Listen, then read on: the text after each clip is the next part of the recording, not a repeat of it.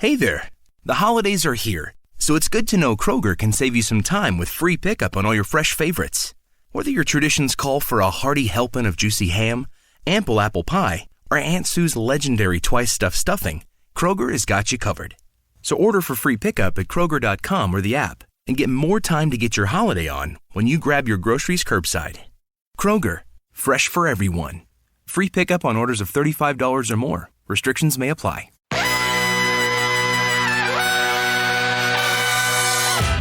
You're listening to Cleveland and Beyond with Andy Billman and Jared Watson. Brought to you by Evergreen Podcasts. And we are live on Facebook, YouTube, and Twitter. He's Andy Billman. I'm Jared Watson, and this podcast is brought to you by Waiting for Next Year. Check them out, original Cleveland sports reporting at waitingfornextyear.com. Also, coming soon officially to Evergreen Podcasts. Hey, if you're watching or listening to this podcast today and you're not fired up about the Browns being a 9-3, well, be ready to be healed. The Browns win in Nashville 41-36 as Baker Mayfield has a career day. The defense tames Derrick Henry while causing 3 turnovers, and the march to the playoffs continues. We break it all down along with touches of the Buckeyes, Irish, and Cavs. But first, according to Steve Kornacki, our 97% chance of making the playoffs, 9-3, Cleveland Browns. Cleveland Browns. That was, I'm still riding high. I'm still reading box scores. I've read the box score a lot again today. I walked to go get my coffee in 20-degree weather here in Connecticut. I don't give a fuck today. This has been great. I love all this stuff. That was December domination, and we weren't on the end of it. Mayfield was like Montana. Titans freaking out, tilting, getting personal fouls, stuff that we used to do. What a fun win. 38 points in the first half, team records everywhere. We're going to go through all that here in a second. To see, though, the things too, Jared, like Peoples-Jones and Stewart, who had moments where they weren't at their best, to come back with big plays. Peoples-Jones, 75-yard touchdown, and Stewart with the interception in the second half. Making big plays late says a lot about this team. The Browns keep improving every week, getting there, feeling better, doing things better. It's tough not to get excited. It's tough, Andy, not to get excited. And yeah, go. I got one more. Then I love this quote from Garrett. It was given to us from Peter King. We are Cleveland, and we are going to try to make them proud. That is Myles Garrett, and this team is becoming fun. And the Fighting Brown and Orange, you better get on board because it's fun right now. It is so much fun, this team. There's people out there that are screaming out chants of Baker MVP at this point. There are people saying Sendeo should make it to the Pro Bowl this year. Cats and dogs are living together. Sure. Mass hysteria. 9-3 Cleveland Browns. Who would have ever guessed it, Andy? Here we are in this position. Now, obviously, I'm joking around a little bit when I'm talking about, MVP. Come on. I mean, obviously. Well, I mean, at this point. But know that's how hyped Cleveland fans get when things are going in the right direction. You know that's how things get. They lose their damn minds. And we're finally getting to that point. We're finally getting over the poo-pooing. I hate that term, by the way. Of, we 8-3 Browns, we're getting treated way differently than 9-3 Browns. Think about that. Think about the difference that by their own fans. And then the national media started dogging on them all last week. Started saying they're going to lose by double digits. Vegas crapped all over them with a 5.5, 6.5 spread in favor of the Titans. Everyone thought the Titans were going to roll. I'm so sick and tired of the attention that Derrick Henry gets over Nicholas Chubb, who is undoubtedly the best running back in the NFL, point blank period, don't at me. And Baker Mayfield shut up everybody yesterday. All the Colin Cowards out there, shut the hell up. Wonderful game. The man threw for 75%, 4 touchdowns in the first half, the first time since Otto fucking Graham in 1951. Are you kidding me? The Browns are good, brother. The Browns are really good. Big spot on the road against a team that smacked us around last year. Teams in the AFC Championship game. This is the kind of stuff that you can feel the momentum. And you can't just feel it in Cleveland, you can feel it nationally. When you're watching NBC and you're seeing Mike Tirico, Browns dominated today. I mean, Jared and I saying it's one thing, everybody else saying as Cleveland fans saying one thing. We hear Mike Tirico saying with Tony Dungy, Browns dominated today. I know the final score is a little messy. We'll get to that at the very end. But look, that was a complete game, and Baker Mayfield deserves the attention now. His numbers were great. He played wonderfully, and that was a big spot for him. And I will say this, even with those games left to come with the Steelers and Ravens, I think this really cemented him for a while. It's going to be hard for me to get back on wavering back and forth. What I saw yesterday, Jared, in that spot, Stefanski basically said in his brain, you could tell the way that game plan was, you know what, they're going to over pursue Chubb and Hunt. We're going to throw our way to victory. And they did. And they made the big plays. And Baker played a wonderful game. I mean, he's the player of the week. I'd be surprised. I don't know who else it could be at this hands point. Down. He had so many things in this game that you just were waiting for, like a complete. Jared's just a complete game, and to do it in that spot on the road in a game that no one gave us a chance outside people like you and me. Really, it just says a lot about where this team is going and where this team is heading. And the thing I like about this team is very level-headed. Even after the game, they were excited about the victory. You could tell by the post-game conference quotes. But even Mayfield, very subdued, very workmanlike. I mean, he got excited a little times. But, Jared, it's such a 180 from last year. And here's some of the quotes from after the game. Quote, "The fact that he trusts me, that makes me so much more confident," Baker says after the game, end quote.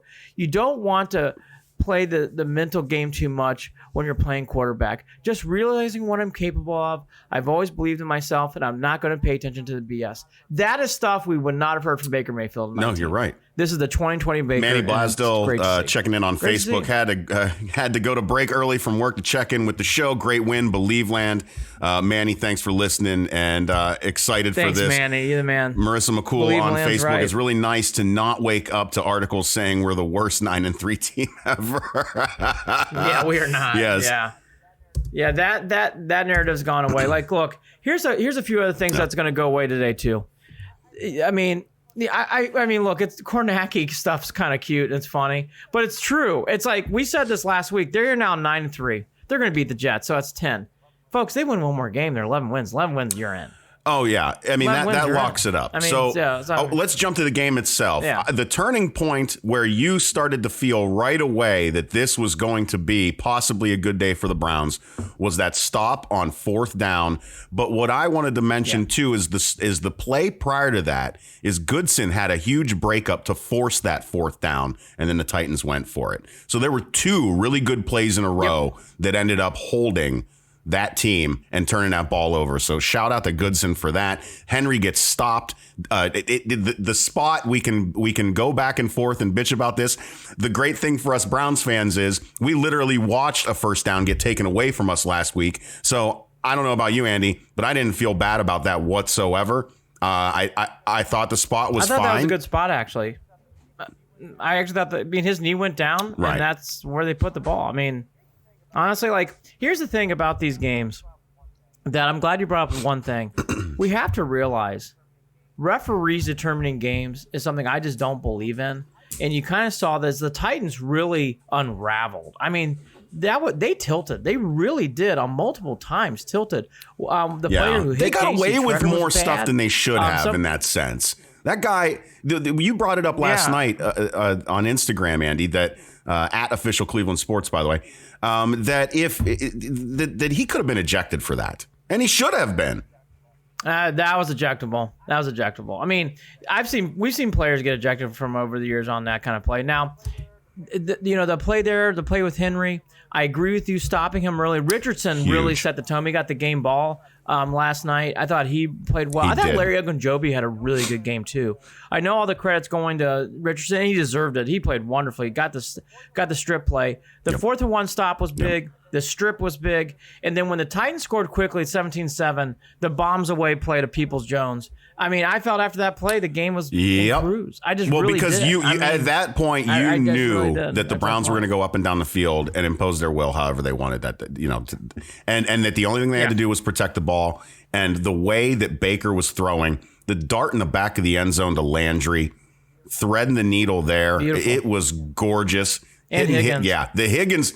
And holy shit, was Baker on fire. Shit. He was on fire. I mean, he really played 11 touchdowns, and 1 interception in the past 5.5 games.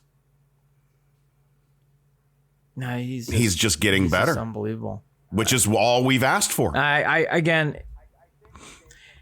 think the days of the Mayfield stuff have to be put aside now. I really do. I don't think you can't do any more discussions about whether he's our guy right now. After a game like that and in that kind of spot, that's as big as it gets. That's as big as it gets. I mean, the playoff win's the only thing next, and we're not there yet. So, I mean, you can't. I just don't, Jared. Beating the Steelers would be huge. Beating the Ravens would be huge. All true, yes. Those games mean a lot to him. Absolutely, yes. He recognized that after the game. But, Jared, I mean, that yesterday in that spot on the road, I mean, can't do it. And for Stefanski, it's twofold. For Stefanski to realize, knowing Vrabel and knowing his background, they're going to do everything it takes to stop the run game. So you know what? We're going to throw our way to victory. And to have the belief in 6, after even his comments after the Jacksonville game, I thought he played okay. For him to really say, that was just one comment. I believe in 6. I believe in him. And I believe he can lead us to victory. And Mayfield put it together. Yeah, this is the thing. Vrabel, this team, we talked about it last night. Vrabel, you ask and you shall receive. You wanted to force Baker to win this game. You wanted to force Baker to throw the ball and to do what he can do and see if he could do it. And he came and he did it. So, I mean, they were falling apart, Andy. They were falling apart, period. And it was beautiful to watch. Manny asking again on Facebook, Browns need to re-sign Hollywood. Look, I'll agree with that 100%.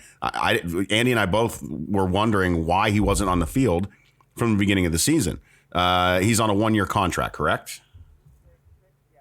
6 catches, 95 yards, and a touchdown. Higgins should be re-signed. Landry, 8 catches, 62 yards, 1 touchdown. Peoples-Jones, 2 catches, 92 yards. They spread the ball again well yesterday. Including an offensive lineman. By the way, this is just a foot. Right, and that was a great. Stefanski had the game of his life up until letting. I knew you were going to bring that up at the end of the game. That was a terrible play call. We're going to get to that at the end. It's not today to shit on that. It's not. It's just not today to shit on that. That play call was everything that the Browns had been planning for, and analytics at its best. And here's why: on that play to Lamb, they knew they were going to bite on the fake handoff to Chubb. Which was great. So he goes to the right, and then they have Chubb going, and then they have Hunt going to the left, sitting in the end zone, and that allowed Lamb, Lamb did a perfectly fake block, release, waited for the release. Once he saw everybody go to Hunt and Chubb, he releases wide open. The Browns were prepared for Tennessee. They were prepared. This team is. Here's the one thing that I don't think is brought up enough. This team has more experience than what we realize. Baker's in his 3rd year. Miles is in his 4th year. These are not 2nd and 1st year guys. These are a lot of guys with a lot of years on them. Now, they don't have playoff experience, but they have a lot of experience, and they played together now for 3 years. This team is talented. This team is ready to roll. I just think at times we as fans and sometimes national media go, this team is still young. They're young, sure, I guess. But really, this team has been preparing for this. And Stefanski, going into that game, I can't illuminate this more. He did not do well against Tomlin. He did not do well against Harbaugh. I thought he had a rough day against Gruden. He outcoached and outfoxed Vrabel. And Vrabel looked visibly, he looked upset. There's multiple times where he doesn't have many facial expressions. Vrabel the mask didn't do well to hide it for him. They went into that first half, Andy, where they managed the clock terribly at the end of the second quarter. You didn't know whether they were trying to do something and score quick or it just looked awful. Awful at the end of that first half. And at the end of the first half, I thought, I don't even think they want to go to the locker room and regather. Now, granted, they did, and things started working in their favor in the second half. But I still, even at that point, was never once worried that the game was going to get out of hand. It was annoying. It became kind of frustrating. But it was things that weren't really, you couldn't pin anything on Baker. Baker wasn't making any mistakes. There were a couple of drops. That was kind of annoying. Some of the penalties, those were super annoying. And Tannehill just did what, I mean, it was a guy playing in desperation, and they made some plays, and they scored, and they did what they had to do to try to make it a game. The Browns walk away with the dub, and now they got 9 of them. Put them in your pocket, walk around proud, stick your chest out. The fucking Browns are good. Hallelujah. Holy shit. Where's the Tylenol? This is well, seriously, like this is not bullshit anymore. If people want to nitpick things, when you win in Nashville in a game no one thought you were going to win, everybody can take a shut the fuck up coffee. Because right now the Browns are, I mean, we felt that. I think others did. You can't shit on this. That's what's great about this. Mayfield doing that too made it extra special. One of our better fans, Matt, let's go Browns, baby. Stefanski, greatest of all time. He does a great podcast, by the way, Sports Fanatics MB. People love fantasy. Check out Matt. I love his podcast. Quickly on Stefanski, I want to hit this one more time. He did not have good games against Harbaugh and Tomlin, and he did not do well against Gruden. I thought he struggled last week against Jacksonville. He is also growing. That game yesterday was a lot. Yes, Mayfield executed and did everything. It was through the vision of Stefanski and him working together with his quarterback and this team. And it is beautiful to see. And you can feel the momentum building. This is Indians and 16 fun, Cavs 15, 16, 17 NBA Finals fun run. It has that vibe. The Browns have that vibe right now. This is exciting. This is get on board and let's get crazy excited. I mean, it is and you know what? Yesterday, watching them go up 24-7, 3-and-out Titans. Score again, 31-7, 3-and-out Titans. Scoring again at the end of the half.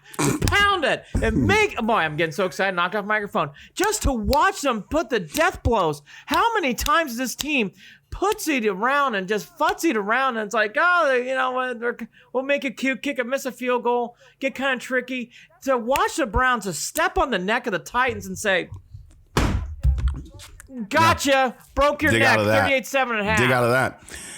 Oh my God! Seriously, I mean, just to watch that. If I don't ever feel this way, because I know Jared felt the same way. I had a couple of brothers, one of them in particular. Here we go, 38-13. It's like, look, when it was 38-7, I even texted to go, I know your guys gonna hate to hear this. Game's over. It was over. It was over. Game. Period. 38-7, game's over. I mean, the entire second half was garbage time. Clean up. The entire second half was garbage time. It was. Look, the Stewart interception was big. They just keep that game. And he held. needed that. That was great for the kid. He needed that, but again, it was great for the kid. But again, that's how these games roll. Like the Titans are a good team. Now, here's one thing I'll say, and then we'll get to Henry. Those two wide receivers, Davis and Brown, are very, very good. Yeah. Davis and Brown are very, very, very good. And they made plays. And Tannehill can play. But the other thing, okay, then the Henrys. I want to get to Henrys. We haven't hit that enough hard. Mayfield, and I heard this from a couple people, is Mayfield better than Tannehill? I heard a lot of people say, I think Tannehill's better. It's like, it's not even close. Tannehill is probably having himself the best season that he will ever have in the league. He's a nice quarterback. He's nice. Period. Baker's better than him. Come on. Well, I was surprised about that. I'm not surprised by it because this is how people have been. This is how the national media has been regarding Baker. And granted, it's because some of it is local. Granted, some of it's been kind of warranted. But I don't think we were ever at the point where we could say that. I mean, Andy, I think you and I have articulated this well enough throughout the entire season. We still don't know. Too many people were jumping at the bit to make judgments. Too many people were jumping at the bit to say one way or the other. They weren't being patient. And so they said things that didn't make sense. And now they look back and they realize they're wrong. This is why you and I both sat there and said, pump the brakes. We're not sure yet. Let's give it more time. Because there was nothing over the past 4 or 5 games that we could have extrapolated to make the call on whether Baker was going to be the guy or not. Now that we have gone up against a team that is in position to win their division with the same record, with a cutthroat head coach that loves to stick his foot on other teams' necks, that has his team ready to go for the playoffs, that embarrassed us last season and handled business. We went in, Baker handled business.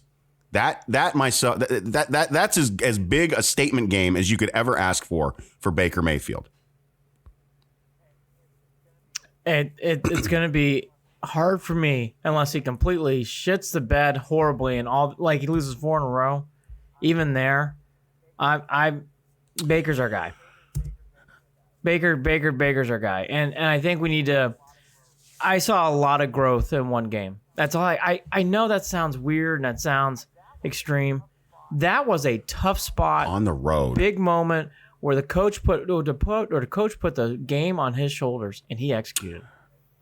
And Stefanski told him he was going to have to do it at some point. Stefanski knew too. And he did. And again, that checks that box. And even I brought it up. Well, he isn't that. Well, not anymore. He checked that box yesterday. Yeah, and stamped it. Yeah, we've got to acknowledge this on both the offensive line and defensive line. We won on the line of scrimmage period yesterday, and that was huge, especially for our defense, because holding Derrick Henry to 15 carries and 60 yards is something that no one in the entire fandom of the NFL would have ever thought was going to happen yesterday. We had a feeling they were going to give. Took him out of the game. The guy rushed for like 180 the week prior or something like that, wasn't? I mean, he had a huge week. He's a great. I mean, Henry Brown. But he and looked so demoralized on that sideline multiple times. I mean, that Sheldon Richardson strip fumble was big. I mean, stopping on 4th and 1 was good. That was a good play. Don't get me wrong. Right. It set the tone a little bit. But when he got fumbled, he looked rattled. The Titans look rattled. Stone face. They really did. I mean, we don't say that. I mean, they really, really. I mean, just but hurt and frustrated and angered.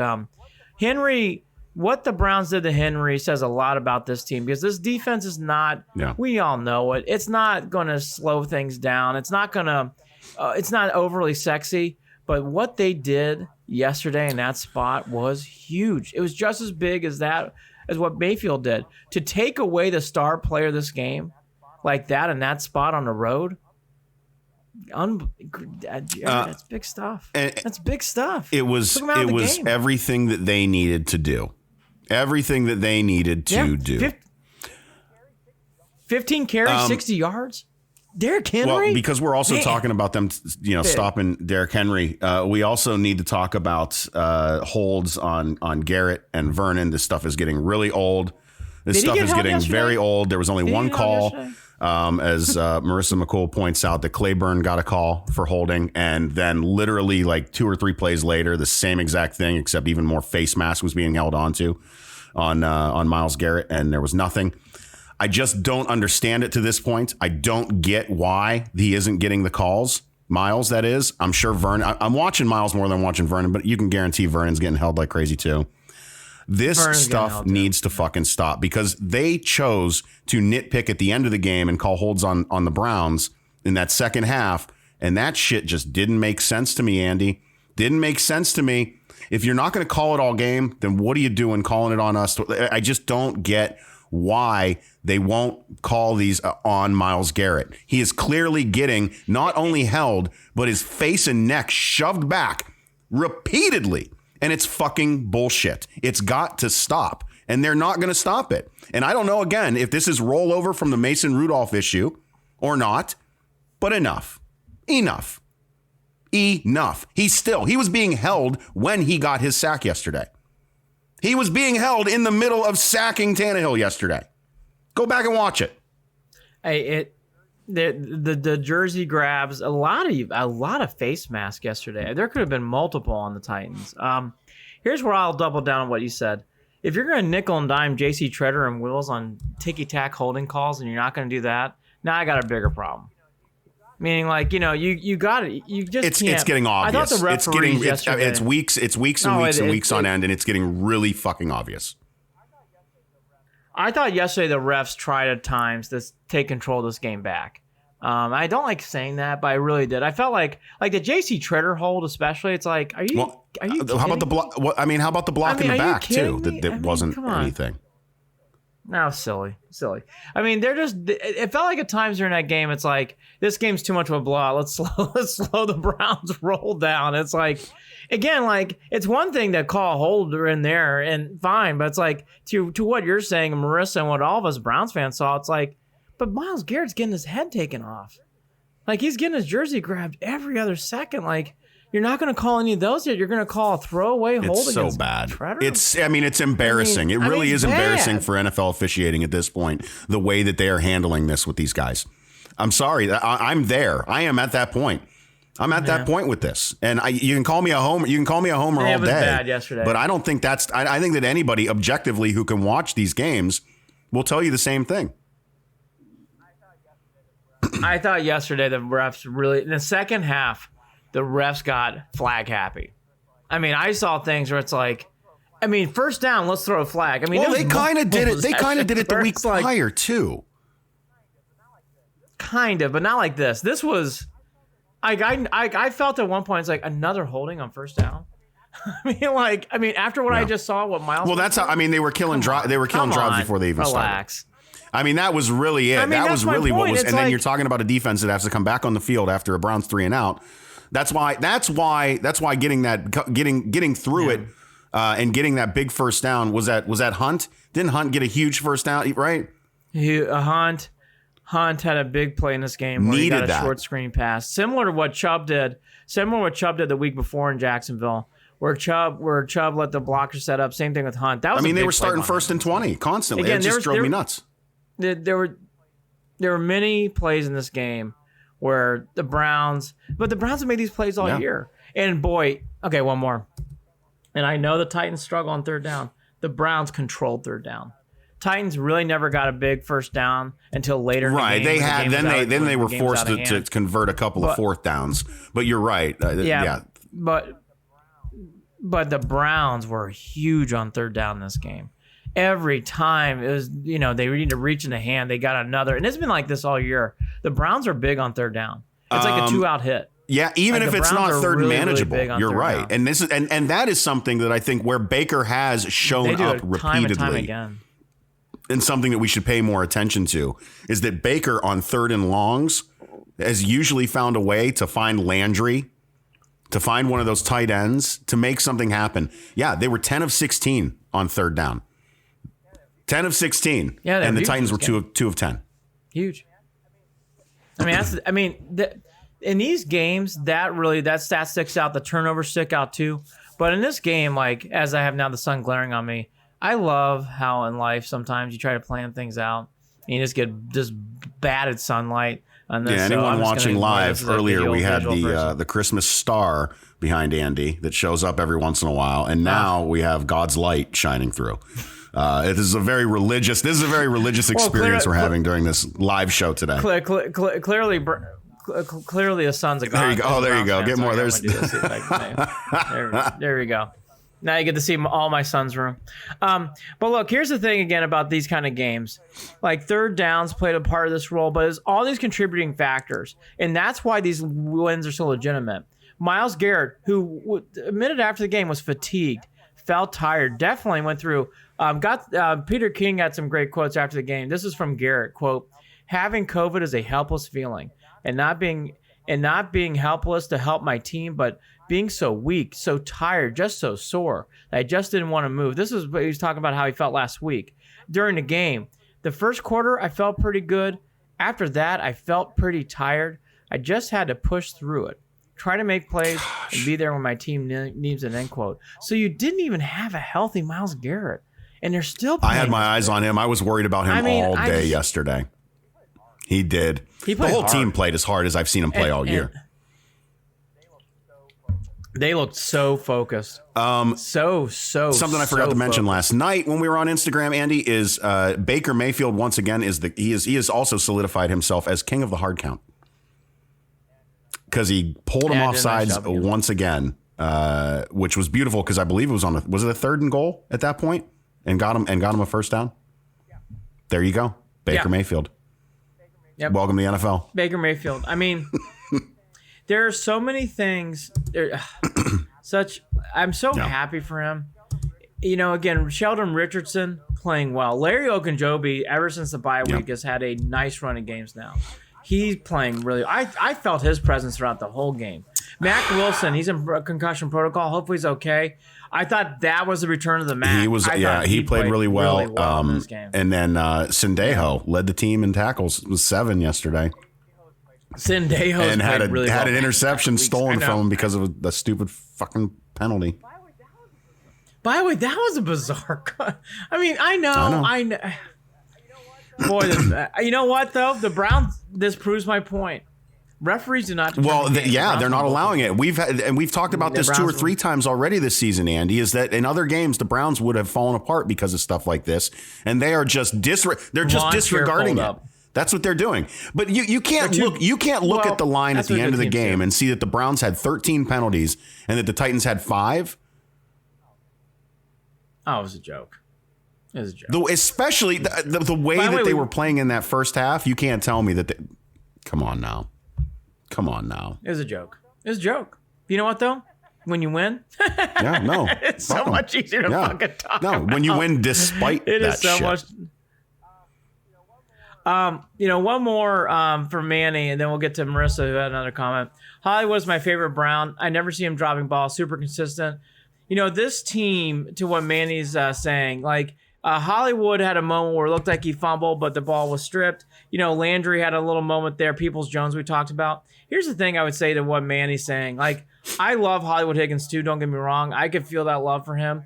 My favorite player by far is Myles Garrett. Chubb is right there too. They're really close, but I like Myles. I just like Myles a lot. I'm just a big of that stuff. But here's the thing. All these players, they have little moments, but you know what? The Browns rise above it this year. They really do rise above it. So, Manny, even if Hollywood down the road has a drop, I wouldn't, you know what? It'll be good. Landry's had some drops. He had the Ips, a few games ago. He rises above it. Now he's playing great again. Peoples-Jones, in so many games, I brought this up. I believe his first name was Derek Alexander for the Browns. And in the 90s, they played a playoff game in Pittsburgh, and Alexander had a crucial drop. And not only did he not show up for the rest of the game, I don't remember Alexander playing another game for the Browns. Like, his career just stopped right there on that drop. And there's been so many moments like that for the Browns. And to see Peoples-Jones get off the mat and make that 75-yard touchdown, that's what this is about. It's about team. Mistakes are going to happen. Sendejo could have checked out games ago. And he was not playing well. He played better against Jacksonville. I thought he played better yesterday. He's putting together strings of things. These are what teams do. And you know what? Sendejo needs to do that. By the way, did anybody remember? We didn't have Denzel Ward yesterday. No, right? Isn't that crazy? Did not have OBJ yesterday. Isn't that crazy? As decimated as that secondary is. Look, and we can say this. I mean, Sendejo is wherever the ball is. I've noticed that, for good or for bad. he is wherever the ball is, for better or for worse. Hey, I just will point out again. Yeah. I thought he played better against Jacksonville. I thought he played a good game yesterday, if I'm being honest. He has been the butt of many of my jokes regarding that defense and that secondary throughout this season. I have not been nice to him. And it's purely from a play on the field standpoint. I'm just, like any fan. But he had some I will say this. Okay. Is it fun to watch him get better? Yes, it is. Oh. Is it fun to see him face that adversity and somehow he kind of just ignores it? He must. That's the only way. Because he's getting torn apart in the media. And here he is coming out week in and week out trying to get better. And he is. Yes, he is. Marissa McCool, they had 3 turnovers taken away on that one drive alone. Agreed. The referees, like I said, decided to play. Clearly, some of them had a. I'm really getting tired of this stuff. I don't get it. Yeah. No, Marissa, I can't. Again, Jacksonville's one thing. I saw it. I noticed it. In this game, in the second half, I mean, there's 2 drives in the second half where it's like 1st and 10. We're going to just. I mean, you could just feel the referee just want to pull that flag out to call a hold. It was egregious. Dan Monas, great fan of ours. Any concern on the Baker fumbles and intentional grounding penalties? Seem like common occurrences over the past few weeks. Okay, I'll take the first hit on this. I do agree with Dan about the fumble thing. All right, here's my one nitpick. With a fullback like Andy Janovich and running backs like Chubb and Hunt, late in the game, Baker should not be doing quarterback sneaks. I would give that ball to Hunt. I agree with you, Dan. I went off on this with Jared on texting. I don't like this. I didn't like it last week. I don't like it now. That's the only thing. I don't want to over skunk it because the bigger things to win, but I don't like Baker going in quarterback sneaks. I never have. No. He's not good at it. And he fumbles the ball. I don't like how when he you've got Andy Janovich, Kareem Hunt, and Nick Chubb. Why do you need to quarterback sneak? I agree. Hey, they've gone away with it, or even design quarterback runs. I said, again, I don't like it. I said that last week. They don't need to on this team. Now, when he rolled out yesterday and there was no one open and he runs for a first down, I'm liking that. That I like. But bootlegs for runs, no. Dan, I'm with you 1,000%. Intentional grounding penalties in that play. That was just one of those rare moments where he's either safety or cornerback was on a blitz and he had to throw the ball away. I didn't read. Well, the issue is, and I think what Dan's talking about is it's happened 3 games in a row now, if I'm not mistaken. I know, but I can only take it from yesterday. In yesterday's game, the guy came, I mean, he was a flyer. I mean, no one was blocking him. He just had to throw the ball away. He was either going to get sacked or was intentional grounding. So I don't know. And I'll also say this. I'll take intentional groundings all day over INTs. Well, that's my point. I mean, like, INTs are getting popped. He was going to get hit. Getting popped. I mean, he was going to get hit hard. So he was going to have to throw the ball away. So that intentional grounding to me yesterday was he's either going to get sacked or it was going to be an intentional grounding. So what are you going to do? Yeah. I mean, what are you going to do? I mean, there's been other intentional groundings where I'm with Dan, where I saw things where it's like you could have thrown the ball more away or could throw the ball downfield or run outside the pocket. That was one of those rare occurrences as he's either and it was a very dramatic delayed call. And then the way that the flag was pulled and thrown was very dramatic. A lot of drama in that play, by the way. Oh, it's fine. It was drama. It was, referee of the year performer. Give me an Emmy. When I saw the flag come out on multiple times in the first drive for holding on the Browns, it's like, oh, I know where this is going. I got it. We're well aware Browns are up too much in this game. Too much. And again, what amazed me, for a Vrabel team that got a lot of accolades after that Colts win, boy, did they tilt. I mean, they had a meltdown. Yeah, they came in high on the hog there, feeling like they were Titans top shit, and it just didn't play out that way. I don't know. Were they not prepared? Yeah. Did they think Baker was going to fold and fall on himself? I think the one thing that has really fooled everyone, I don't think it's fooled you and I. This team is very talented and they're playing like a team. This is not bullshit. This is not Hoyer. Oh, no, it's not fool's gold. It's not fool's gold at all. This is real. Myles Garrett's a really good player. Myles Garrett is the first Brown in NFL history to have 10 sacks in 3 seasons in a row. 10 or more sacks. Yeah. And by the way, was fatigued yesterday. Oh, just survived a pandemic sickness. I mean, no big deal. This team just embraces the suck. Just keeps coming back. I just know what I know. This is a team. There's so much fun, dude. I haven't had this much fun since I was a kid. It's been a very long time. No, I mean, look, this is again, Indians 16, Cavs 16. This is fun.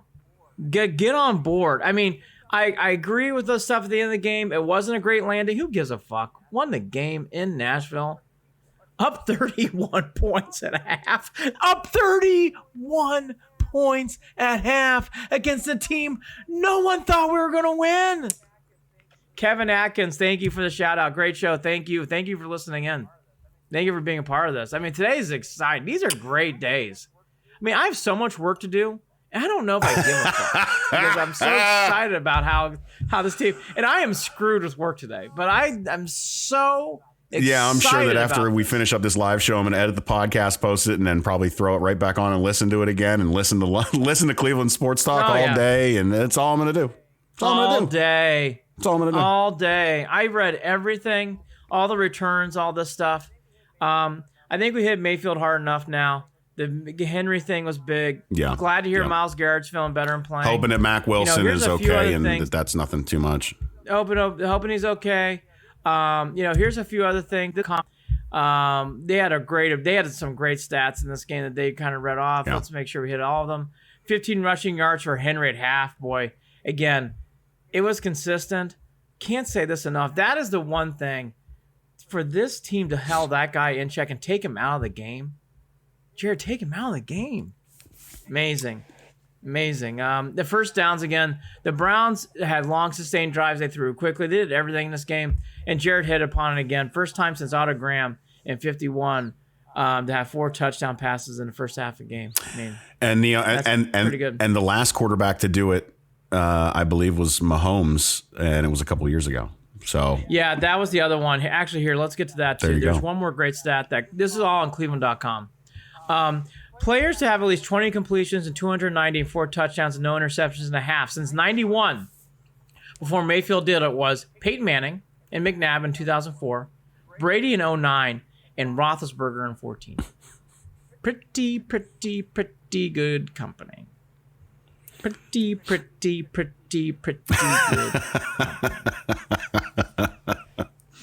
These stats are all over the place, and I love it. Drew Sold, what's up, great Drew? friend. Drew Baker's throw to Hooper on 3rd and 12 for a first down. Yes, that was a big play too. They had many of those moments in this game. The Hunt play we talked about too. Yep. Good point by Drew. I remember that play specifically. Here's the other thing too. It's great about this.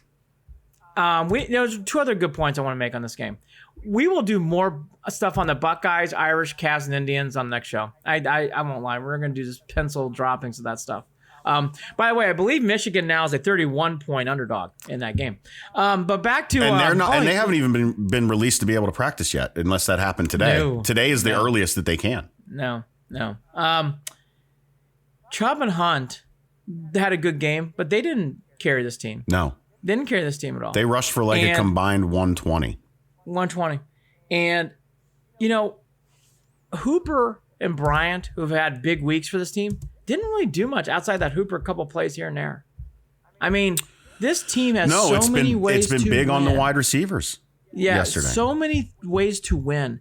Can do so many things to get things done. That's where you get excited. It isn't like we have to say now, well, every game Mayfield has to go off. No. Every game Chubb and Hunt have to go off. No. Every game we need Myles Garrett and Denzel Ward. No. This is a team. They do it many different ways. We've seen it now. They go through it. And by the way, the Browns have played in bad weather. The Browns have had weeks where they've had many injuries and come back to win. This was one of those times they just keep coming back and getting off the map and getting off the map. Yeah, because they're a really good team. And this goes to what Kevin's. Oh, sorry about that, Andy. You were bringing it up too. Kevin Atkins on Facebook. When is the last time a Browns team was able to overcome and not totally dwell on any injuries? No one mentions them. They just seem to keep moving forward. Got to be a reflection of Stefanski. Yeah, Stefanski's the guy, folks. Stefanski's the guy, and I heard Andrew Berry. And I hear people now getting to the point where they're upset thinking about how things could have been last year if he was here, thinking of the stunted developments because it's right, and that's it's a bummer. But here's the deal: this is where we are, and let's just be happy about it. Let's just be happy that we are here now. Look, and Stefanski is the guy, and he will be the guy going forward. Andrew Berry, even Paul DePodesta. And Stefanski especially all deserve a lot of credit. Yeah. All deserve a lot of credit. Yeah. This is on and off the field. We are now 12 games in. There's not been one weird front office rumor this year. When's the last time that's happened? No. That's it. They're there. Andy, nothing. We can jump over here. Drew Salt again on Facebook mentioning that Joe Woods deserves a lot of credit. A lot of credit for being able to stop Henry. I'm gonna, to Drew's point, I'm glad you brought this up, Drew. I want to hammer this. what I'm seeing from Sandejo is a lot of reflection on Joe Woods. Is Joe Woods stuck up there every week and defended him, and Jared and I were tough on Sandejo. He did not have a good start to this year, but Joe Woods kept saying, "I like Sandejo. I see things like this. I can really see him developing." And we would roll our eyes. Joe Woods putting belief in Sandejo is playing into a big thing because this secondary is banged up. Harrison's not going to come back until the earliest of the Jets game, probably, right? So to see him developing that, and again, Stewart is my other example. Stewart was having a rough game at times. I mean, he was really getting spun like a top. But to see him make that interception late, just to be around the ball, it says a lot about Joe Woods. Great point, Drew. I agree with you. And Callahan with the offensive line is you can't say enough. He's done a wonderful job. Yes, Dan Monas, I agree with you. My brother's a huge Columbus Crew fan. They're going to the MLS Finals. Haslam's are having a great year. That's their best year in Cleveland so far, and in Ohio. Now, one thing I would mention to Dan's, I know too much about the Haslams. They are Tennessee Volunteer fans, and that's been a little rough. They're 2-6. It's been a little Tennessee's. Well, this takes this helps take the edge off of that. Yeah. I mean, yeah. And by the way, I think what's funny. My son picked up on this as we watched a little bit of the Tennessee-Florida game. I think the same announcer that for us is for the home announcers, the same announcer for the Volunteers. Because at one point they had a third down with the Gators, and they're like, "It's third down!" And when Cameron looked at me, he goes, "Is that the Browns?" Oh, the in-stadium announcer. Yeah, I think it might. I don't know for sure, but I found that to be interesting in listening to that for another one. Yeah. Drew Salt again. The way the secondary linebackers are improved. It is. Drew, they're broken. They are like a bad news Bears mess of hodgepodge. Plug and play. Get in there. I mean, seriously. I mean, look at the roster. What's his name? And again, no Denzel. Right. Well, and what? Who? Didn't we say this yesterday? Wasn't it one of the safety that they just picked up off waivers was hurt hurt during the week and couldn't even play. They're whoever can. You got a uniform? Throw it on. Let's go. Get out there. I'm glad EJ is picking up on what I'm trying to do here. The way the light is coming in, it's as if Christmas stars as singing upon the Cleveland and beyond. Yeah, this is what we said, Andy. Yeah, this is what we said, EJ. This is a very holy, the aura of this show today. We have the Christmas spirit upon us already. That's where we are. I've been called many things, and I'll take the God comments. I'm down. I'm not too humble to take that. Thank you. I've been called many things overnights and in the mornings, but I'll take God. I'll put that right here. Okay. I am so humble. Drew is sold again. By the way, I love Drew. I'm glad he's a part of this family now. Smith was a huge get. I agree. Malcolm Smith, the linebacker from Seattle, was big. Yep. He has played sneaky good. Sneaky good. And so is Goodson. You mentioned him earlier. Yep. Goodson, sneaky good. So this is when I looked at Pro Football Focus numbers last week, we were seeing that Schobert and Kirksey were way down this year, and that really we are not being hurt by not having them here. Now, Schobert did have himself a pick 6 yesterday, which was great and good for him. And congratulations. And you needed that because even he acknowledged that it hasn't been the easiest season for him. So I, again, as much as we were angry, as much as Browns fans were like, what are you doing letting Kirksey go? What are you doing letting Schobert go? Oh, they did, because Schobert's wife wasn't happy about it either. We know that. The Browns didn't even want to talk to him, right? She threw a fit over it. Look, the Browns are better for it.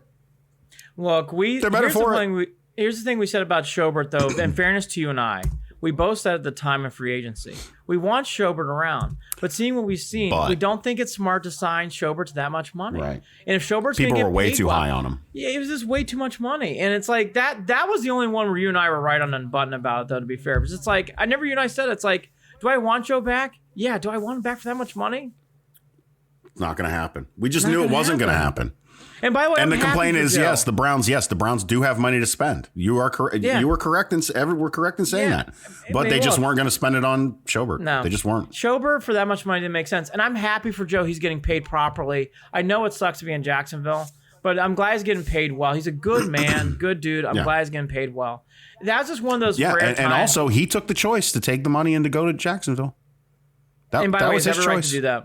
Every right to do that. So there you go. I don't begrudge people for making a lot more money. I don't do that. Now we're all different things in life. I won't go down that road.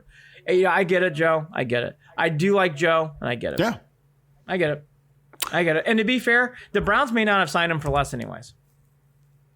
No. I mean, I don't know. It didn't seem like they had any interest in re-signing him. I always got the vibe that the Browns were, if it was a bargain basement, I think they would take it. Like, here's another guy, too. Higgins did come back.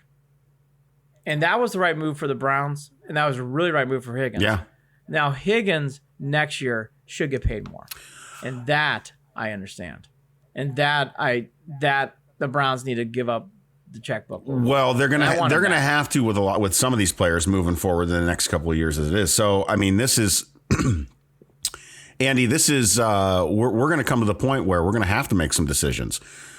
So I'm hoping that the way that they have managed their payroll over the past couple of seasons gives them a little bit of ability to spend when they have to. I got the free agent list, and, we'll do this on Friday because, for time purposes today. But, one more thing I'll just leave off on is Ogunjobi's another one. Olivier Vernon's another one. Mm-hmm. You can't sign all these guys. Some of these guys are going to have to, you can't give out the bank to everybody, especially when you, again, you got on the back end, you got to re-sign Chubb. You're going to have to some point, you're going to have to really think about what you're going to do in Mayfield.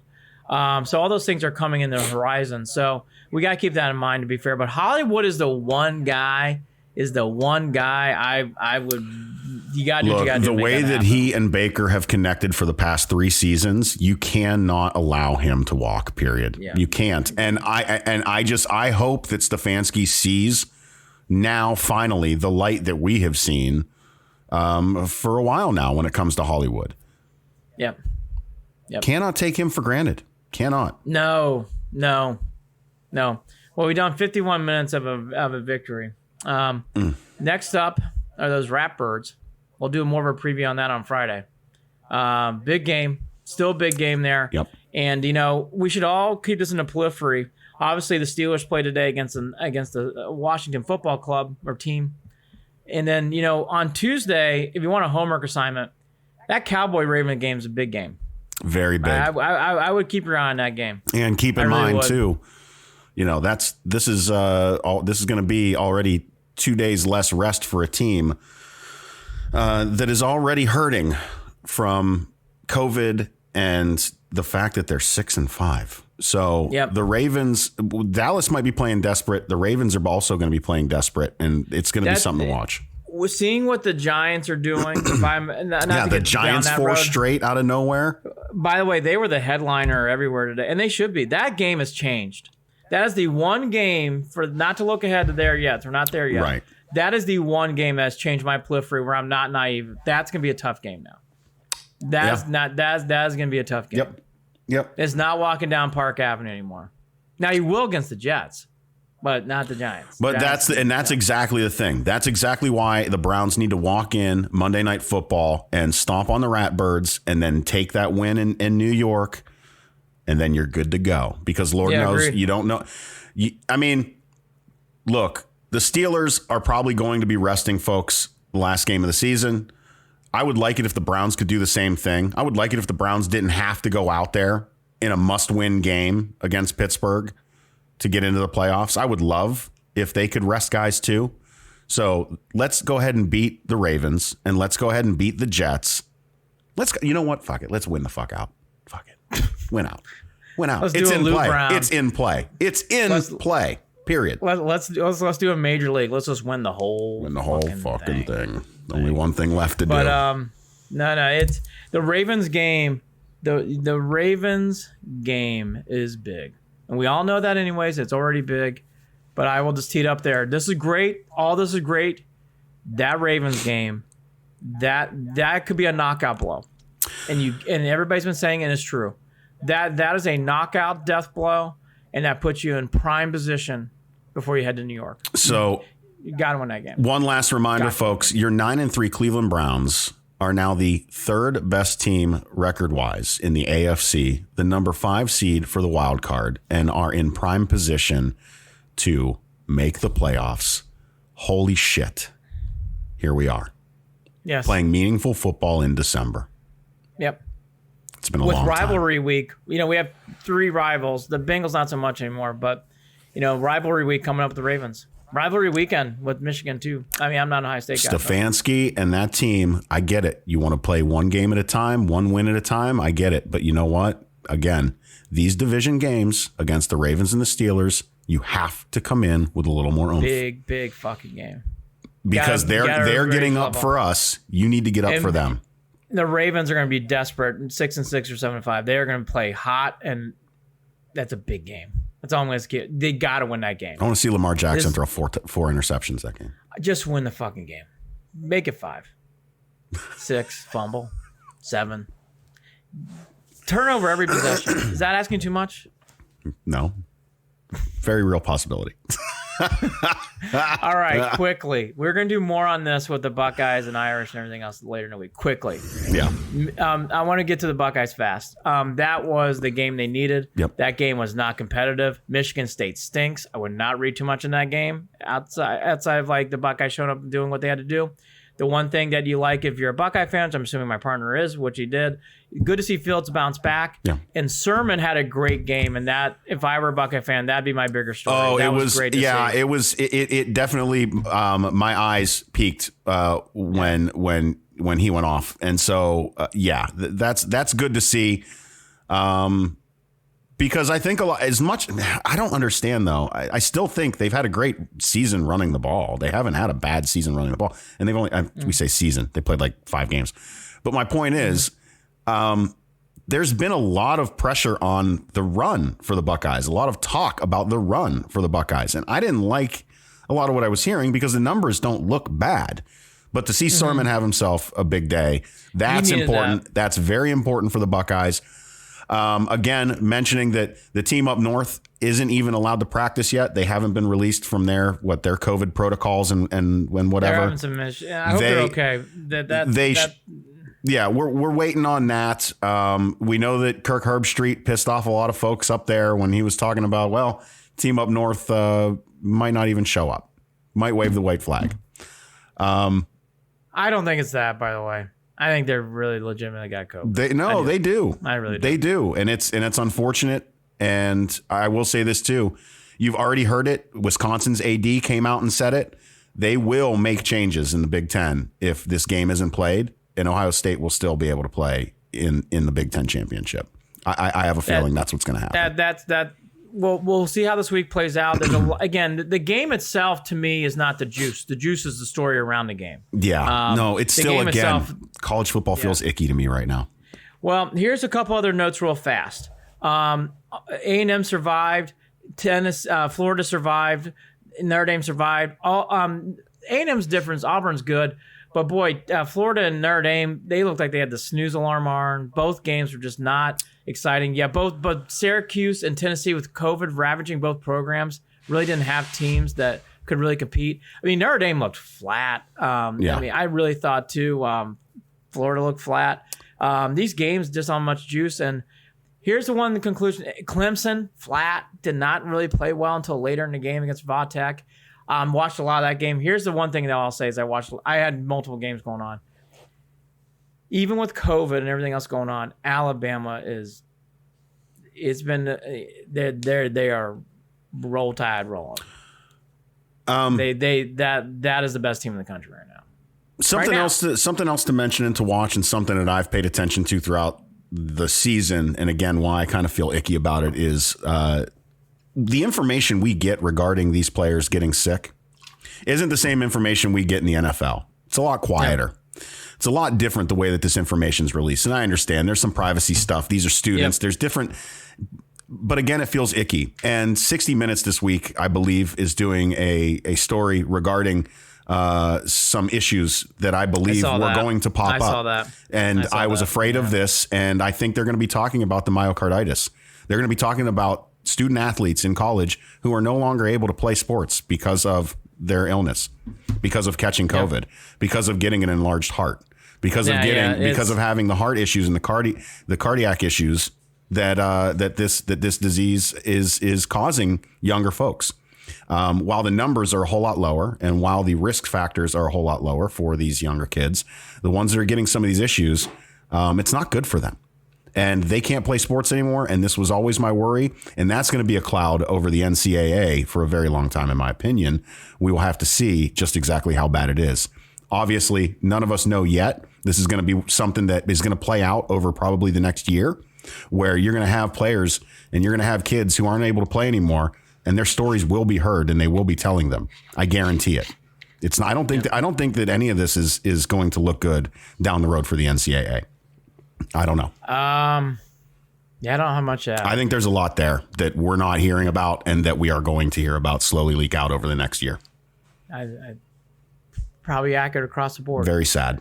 Before Jared does his long read, Cavs play a home opener against the Hornets down the 23rd. I need to catch up on Cavs. I looked around again. No Lindor rumors, no team name new rumors, so that has stayed the same. No more changes from the Indians over the weekend. Like I said, we'll do more Cavs on Fridays. I want to get a read on where things are at. I've been really focused more on college football and obviously the Browns. So I'll read more about the Cavs before we get to Friday. Follow us on Facebook, facebook.com/Cleveland and Beyond, and on Twitter @CLE and Beyond. Also, shoot us an email, Andy and Jared, JARID, @gmail.com. And don't forget Instagram, @official Cleveland Sports. That's where Andy and I are on Sunday nights following Browns games at 8 o'clock, along with Holly Wetzel sometimes too. And there's also, what was I going to say? Oh, Monday night. So we're going to do it Monday night @official Cleveland Sports. We'll be live on there after the game Monday night. And then also, don't forget, we are part of Waiting for Next Year. Check them out, Original Cleveland Sports reporting at waitingfornextyear.com, and also coming soon officially to Evergreen Podcasts. Final thoughts, Andy? Set the Edge on Wednesday. Wetzel Wednesdays. We'll do that on like a 5-10 minute preview on Instagram. Then we'll go on for the next hour. We'll have tons to talk about. We had fun time. We got a lot of good comments about Christmas gifts, so we'll probably do more of that. There's some bad Christmas gifts this year. I usually don't say that, but there's been some personalized puzzles, personalized lamps. I don't know. But I'll end it on the high. Sounds hokey. You have to watch Set the Edge, everybody. It's pretty good. As the light's now shining on me more than ever. I'm going to end on Drew Salt. We could finally shut the fucking Ravens up. That's right, Drew. That's right. Fucking ratbirds. That's right. I'm so excited about the Browns. So excited about the Browns. I've listened to the podcast, listened to Instagram. It's all there. I'm so excited about the Browns. So excited about the Browns. And this is I just can't tell you how excited I am about the Browns. Just as excited I am as about Zach Edey, the 7'4" monster for Purdue. He's Andy Billman. That's for a different podcast, though. I'm Jared Watson. He's really good. Andy and Jared, Cleveland and Beyond. Oh, wait a minute. That's the old title. We switched it around. Cleveland and Beyond with Andy and Jared. Search engine optimization. Everybody take care. 9-3. Holy fucking shit. They're 9-3. They're 9-3. They're 9-3. They're 9-3. They're 9-3. By the way, EJ, I love the Smart Water, especially the antioxidants. They've been having a big sale lately, so I've been excited about that. And agree, EJ and Drew. Marissa, thank you. Manny. Yeah. Let's go, Browns. Shout out. Beat the Ravens. Thanks, guys. Beat the Ravens. Beat the fucking Ratbirds. See you on Friday. Go Browns. Talk again soon. 9-3. Playoffs. 9 Monday Night Football. Oh, what a big Monday Night Football game. And your Cleveland Browns are 9-3. Go Browns. Take care. Talk again soon. Oh, what a big game. Cleveland and Beyond with Andy and Jared is a part of Evergreen Podcast. You can follow them on Facebook at facebook.com/Cleveland and Beyond, on Twitter at CLE and Beyond, or shoot them an email at andyandjared@gmail.com. And don't forget to visit the website, clevelandandbeyond.net.